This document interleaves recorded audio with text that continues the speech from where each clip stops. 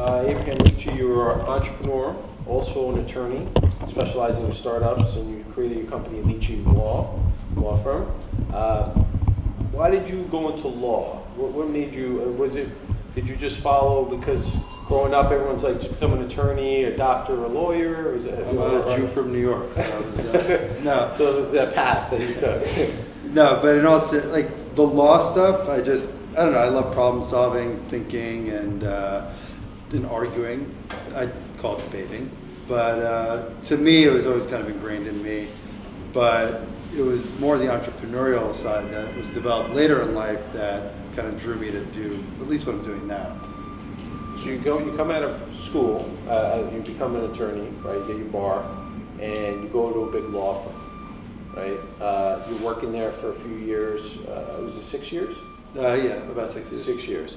How'd you like it there? Did not. You didn't like it, okay. I don't know, it was working in a corporate environment. I think you guys probably all can relate on some level. You guys are here at a startup networking event.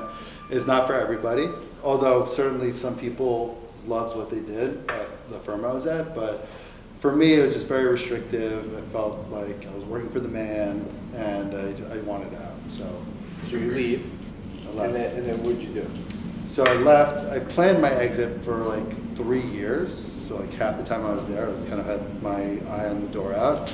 My wife and I came up with this idea to start a fashion company. So she'd had no experience in fashion, but she liked clothes and bags. So I said, okay, let's try it. So we set up a company. We were operating it and growing it for the 2 years or 3 years when I was planning my exit. And so I decided one day to quit my job and just did that full time for 3 years, and then it didn't really work out, which is fine. It was a great experience, and then we decided to call it quits. We sold the IP, and then this was about 2.5 years ago. I decided to just start my own law firm.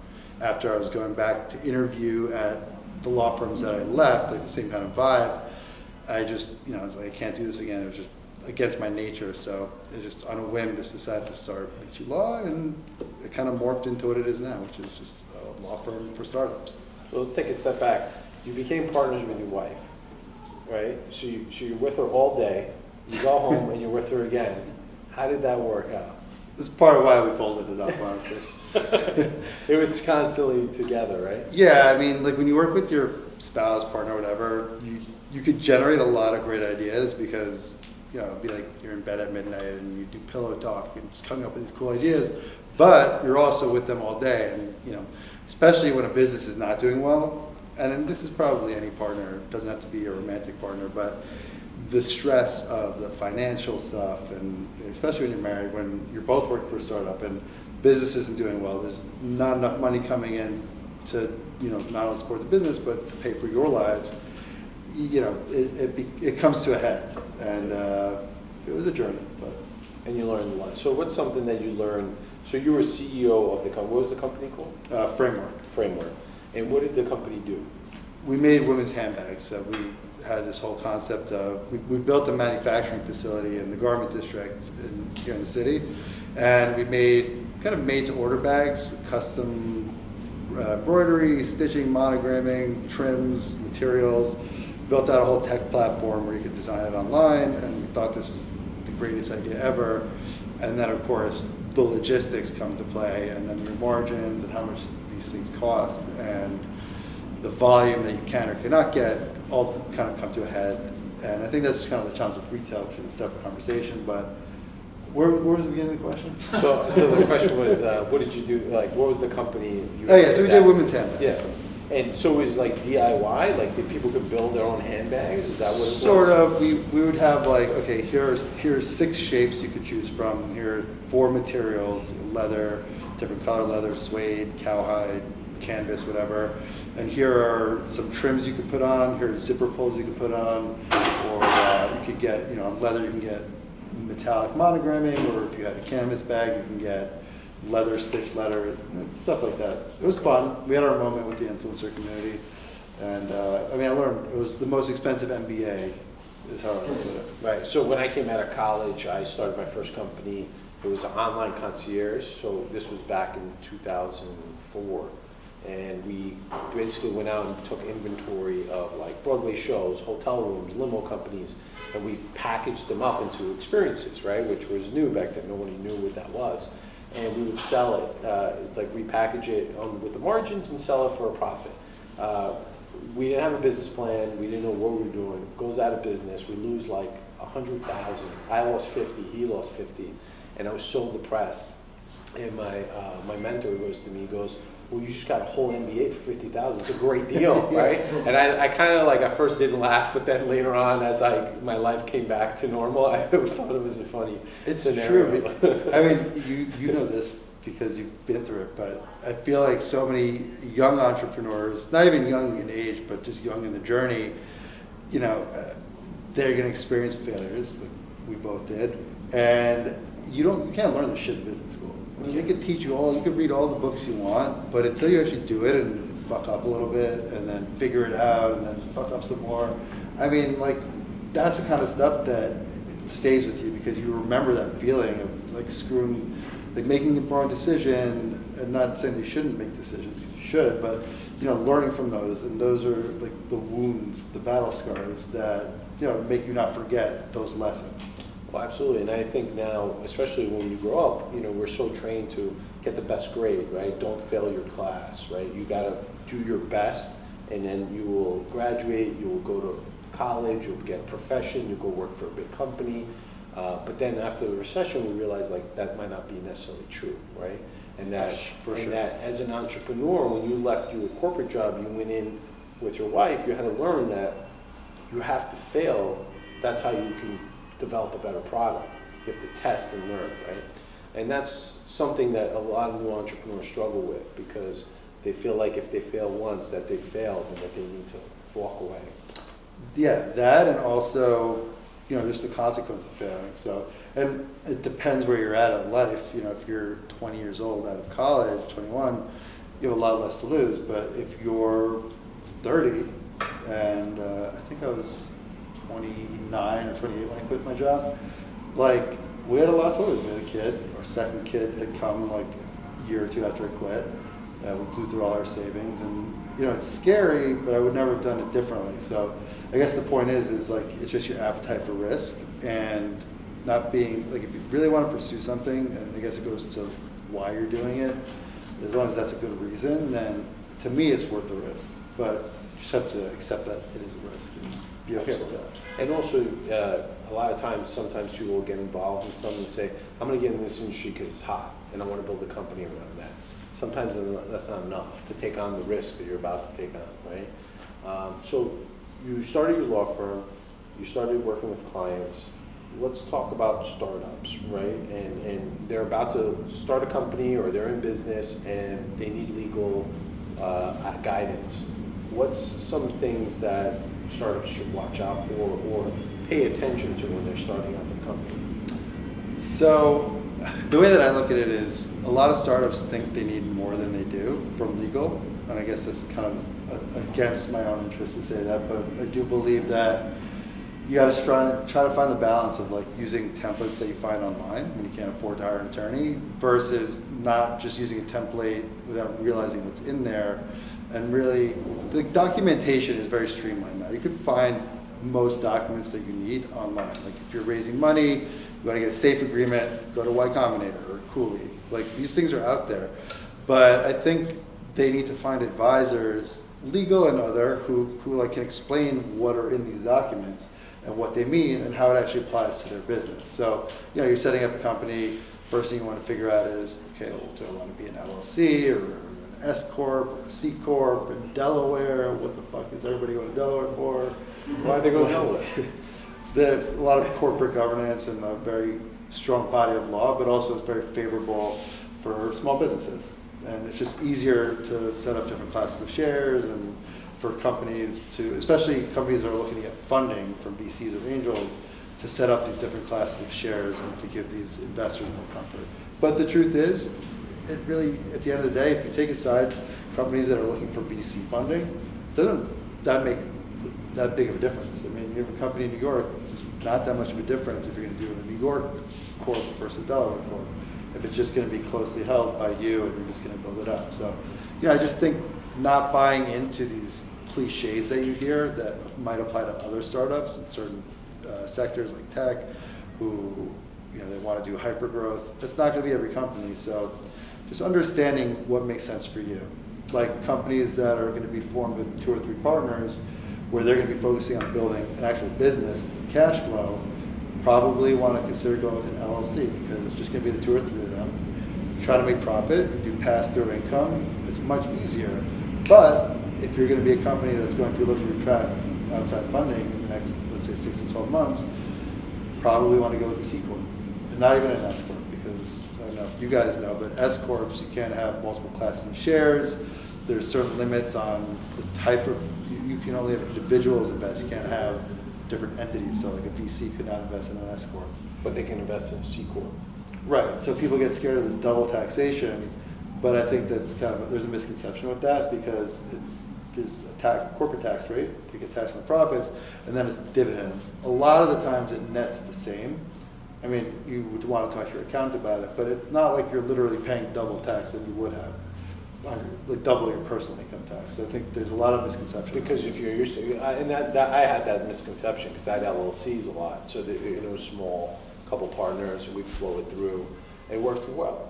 But then when I was going to raise money, I couldn't do the LLC unless it's like a real estate project. That's most of them are through LLCs.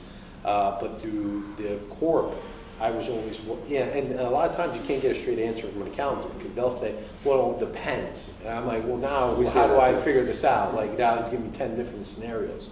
So that's why I'm interested. So if I was starting, let's say, a tech company, and I was building an app that was going to be a marketplace, what would you suggest? I mean, it depends.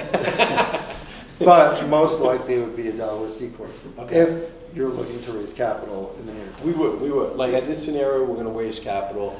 Yeah, because if play it out, like you do an LLC and you're going to raise capital, your lead investor right away is going to be like, all right, convert to an LLC, to a C Corp, and then you're spending more money doing the merger to a C Corp in Delaware, and it's just unnecessary.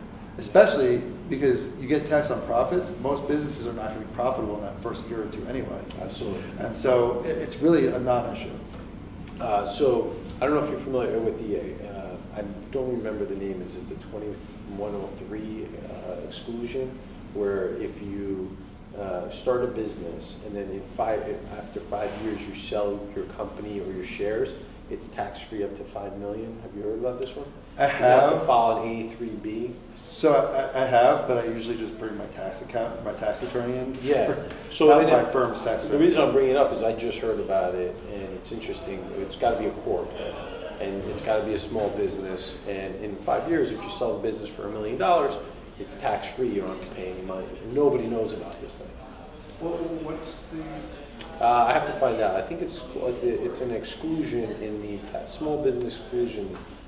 I'll find out. We'll send it out after. But so you incorporate, you start the business. You said that startups need to, a lot of times, think they need more than they actually need. But what are a couple of things that they need? So to set up the company, right? Sure. A lot of these contracts are online, but which ones do we need? Like which ones should we really focus on? So there's some kind of ubiquitous contracts that most businesses will need. Like if you have partners, you'll want either an operating agreement if you're an LLC, or a shareholders agreement, or a founders agreement, which is a little less formal than one of these, but it's more like. So I use something that I call a founders agreement that is before you form the company, but it's like you and a few of your co-founders. Okay, we're going to form this company. Here's how it's going to be set up. So you just kind of put your intent into the document. This way, you guys are all aligned on like how it's going to be done, and then you sign that so that everybody has the comfort of how this is going to be done. But generally, stockholders agreement, or you could also call it a shareholders agreement, or an operating agreement if it's an LLC. You might want to have a buy-sell agreement, so I don't do that many of those. But so how does a buy-sell agreement work? Is that through the insurance? Is that like an insurance thing? Or? It's more like if something happens to one of the partners, like the other one's a buyout. Yeah. But other than that, I mean, it depends on your business. If you're in a services-based industry and you're like a consultant or something like that, you want to get a master services agreement. It's not a complicated document, but just have your template set up so that you have your master services, and then each client, you develop a statement of work or a scope of work that you just attach to that. And that's where you just put in the specifics of. Like an exhibit. Yeah, it's exactly. It's an exhibit. It's So- like, here's what we're going to do, here how much is we're charging you, and like, these are the parameters. But, you know, the key thing is just like having that standard master services agreement. And that's like whatever is how many pages, and then I attach the exhibit. Every client, because every client's different, I can make adjustments on the exhibit, put it together, and send the contract over to the Yeah. side. Okay. Another thing that I find most brands and companies don't give enough attention to is trademarking. And again, this is business specific, because if you're like running a small consulting business, it probably doesn't really matter in the beginning if you're going to trademark it or not. But it's when you're trying to build a brand, like you're trying to get some equity in the name that you're using to represent your company. I see this a lot where I have prospective clients and actual clients who they've been in business for 4 or 5 years, finally getting around to trademarking, but lo and behold, there's another company that has the mark already, and How'd they get there? how did that get there? That's Yeah. like ridiculous. Like, but seriously, I mean, it becomes a problem because you've spent 5 years, time, money, and energy building a brand, and then you have to rebrand. Yeah. It's expensive, it's time consuming, and it detracts from your other business activities where it's a relatively inexpensive process to just do in the beginning, like make sure the searches are done properly for conflicts, getting it filed. I mean, it takes a little bit of time after you file because it's a government agency, although I happen to really like the people at the USPTO. They're pretty good people and like, they know their shit. But it's still at least 6 months so you can get a trademark. Yeah. Well, the issue is also sometimes these trademarks are very vague, right? Like they're in this area, but like there's a lot of gray area. So how do you know going into it you're not going to spend a ton of money and then maybe not even come out with anything? You have to trust your lawyer. Yeah. And do your own research. I mean, you can Google, if you have a company like Roku, I'm just looking at the screen there. Yeah. I mean, people know of Roku, but let's say you were thinking of a company that you want to call Roku. Just go on Google, search the trademark database. You usually find it's like some stuff there. It's a lot more involved than just that because there are different string searches that you want to run and different variations of the word. But like just a simple Google search even you'd be surprised how much you can find just from that. But that's just like, you can use Google like they have a search thing, and you can just see if there's anything out there initially, right? And if there's nothing, then you do more research. Right, and exactly. Just like a knockout search you can Yeah. do yourself. Like when I do these searches, I run a bunch of different variations, and you have to use context. Like, okay, this word. Like Roku TV or like. Not even that, but like I'm trying to think of an example. Like the word shoe. Unless you had like Jimmy's shoes, right? Then you have Jimmy's sneakers. Now, aside from the fact that the word Jimmy is the same, like the word sneaker doesn't sound like shoe, but it means something similar. So you have to use these context clues when you're looking at these words. Like, okay, might not sound like these other words, and so you might not think to look at them, but you have to think about what are the other meanings in the broader category of where this exists, and run searches to look for that too. Okay. So when you do the partnership agreement or the founders agreement, I want to own, me and you go into business, 50-50 partners, you own 50, I own 50. I'll take 60. You want to take 60 partners? I'm okay with that, as long as you work more than me, I'm fine. But how does that work? If a lot of partnerships are 50-50, it's like the old school way, we'll split everything down the middle, you'll do this, I do this, 6 months later, it's not working out. What happens? Like, what's the... So, and this is why you won't have an operating agreement, because I've seen this happen where they have not, and it's just a mess. But usually if it's a 50-50 partnership, we'll include what's called a deadlock provision. And I mean, I'll spare you the boredom of how micro it gets, but it literally lays out, so you have a deadlock, then you bring it to an agreed upon mediator, and if their decision is either binding or not, and if you don't take their advice, if it's not binding, then you could buy out the other one, and it's the mechanism of, okay, you have to send 90-day notice, and you have to accept or decline, and then otherwise you just dissolve the business. essentially you're gonna end up winding down the business in some way, shape, or form if you're not working it out with your partner. And it happens. This happens more frequently than Oh people yeah, it's like a think. marriage. Yeah. If you're doing 50-50, like if there are two partners, it happens 100%. And what happens when, so we have this partnership, like I want to sell off my shares. How does it work? Does it change from corporation to LLC, or is it all kind of the same mechanism? Yeah, well, yes and no. I mean, the nuances and the regulatory restrictions vary, but generally, you have to get either a majority or supermajority of shareholder or board approval to be able to sell your shares. If it's within a certain amount of time, there could be a lockup period. What happens if you never worked all this stuff out? Like, this is just a mess, right? When this stuff hits the fan, really, right? Because none of this, like what you're mentioning, most startups don't have any of this stuff set up. Or we could end up suing each other. And then it's just And then nothing it just happens. looks to like, New York limited liability law or New York general business law. And like as the default laws, if you don't spell something out, there are default mechanisms that are in the law.